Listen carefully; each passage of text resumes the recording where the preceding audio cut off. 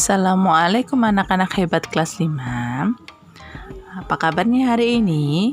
Semoga selalu dalam keadaan sehat walafiat. Amin ya robbal alamin. Nah teman-teman, hari ini kita belajar materi baru tentang perubahan wujud benda. Tujuan pembelajaran kita hari ini adalah kita dapat membedakan antara zat cair, gas, dan benda padat. Kemudian perubahan wujudnya. Baik, selamat menyimak teman-teman. Wujud benda ada 3, yaitu benda padat, benda cair, dan benda gas. Nah, sekarang kita akan berkenalan dengan benda padat. Contoh benda padat adalah batu, kayu, dan batu bata. Nah, ketika benda tersebut apabila diletakkan di tempat, dia selalu sama ya nak. Contohnya sifat benda padat, bentuk dan volumenya tetap. Jika kamu meletakkan pensil ke dalam gelas, maka pensil tersebut bentuknya tetap. Walaupun dipindahkan kemanapun, bentuknya selalu sama, tidak berubah-ubah. Yang kedua, dapat berubah bentuk dengan cara tertentu. Misalnya, kamu bermain dengan cara menekan, memotong, dan memukul benda padat tersebut sehingga mendapatkan hasil baru. Misalnya, kayu dibentuk menjadi lemari, kemudian tanah liat dengan cara ditekan-tekan dapat menjadi vas bunga. Nah, sekarang kita lanjut ke benda cair.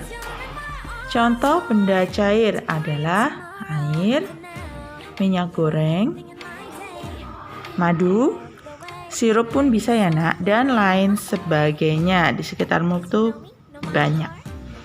Sifat benda cair yang pertama adalah bentuknya sesuai wadahnya. Misalnya, apabila air dimasukkan ke dalam gelas, bentuknya seperti gelas. Apabila air dimasukkan ke dalam mangkok, bentuknya seperti mangkok. Dan apabila air dimasukkan ke dalam botol, hasilnya selalu seperti botol. Nah, volume zat cair itu tetap. Ketika zat cair dipindahkan ke tempat yang berbeda, yang berubah hanyalah bentuknya, volumenya tetap. Yang ketiga, mengalir ke tempat yang lebih rendah. Misalnya aliran sungai. Air itu dari atas kan teman-teman, kemudian lama-kelamaan turun ke bawah. Yang keempat, permukaan benda cair selalu tenang dan datar. Perhatikan gambar. Nah, di situ terdapat 2 botol, yang satu berdiri tegak dan yang satu miring. Permukaannya selalu sama ya nak, datar. Nah, yang kelima, dapat melarutkan benda. Misalnya teman-teman mencoba melarutkan gula ke dalam air. Setelah diaduk-aduk, lama-kelamaan gula tersebut menyatu dengan air dan airnya menjadi manis.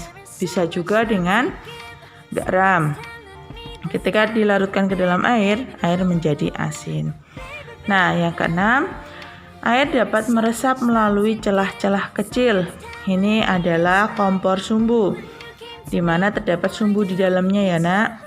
Nah, minyak tanah yang ada di sumbu itu perlahan-lahan naik ke atas melalui celah-celah kecil pada sumbu yang disebut cerah kapiler, menekan ke segala arah. Nah, apabila kamu memasukkan air kepada botol atau tabung yang sudah berlubang, maka air akan memancar atau menekan ke segala arah seperti di gambar ya teman-teman. Nah, selanjutnya kita akan berkenalan dengan benda gas. Benda gas contohnya adalah udara, asap, dan uap air. Nah, sifat benda gas yang pertama adalah bentuk dan volumenya tidak seperti halnya ketika teman-teman meniupkan udara ke dalam 3 balon yang berbeda. Maka udara akan menempati balon tersebut sesuai dengan wadahnya. Yang kedua, menempati ruangan. Ketika teman-teman meniupkan balon, maka gas akan memenuhi ruangan balon. Sama halnya ketika teman-teman menyemprotkan pengharum ruangan ke kamar, maka udara dalam kamar akan berubah menjadi wangi. Artinya gas tersebut menyebar ke segala arah. Nah, yang ketiga, menekan ke segala arah. Hal ini dapat dibuktikan dengan ketika kamu meniup balon, maka gas akan menekan ke segala arah. Dan apabila kamu terus meniupnya, maka lama-kelamaan balon tersebut meletus karena tidak mampu menahan tekanan dari gas tersebut. Nah, teman-teman, demikianlah wujud dan sifat benda yang dapat Ibu berikan. Semoga bermanfaat ya teman-teman. Assalamualaikum.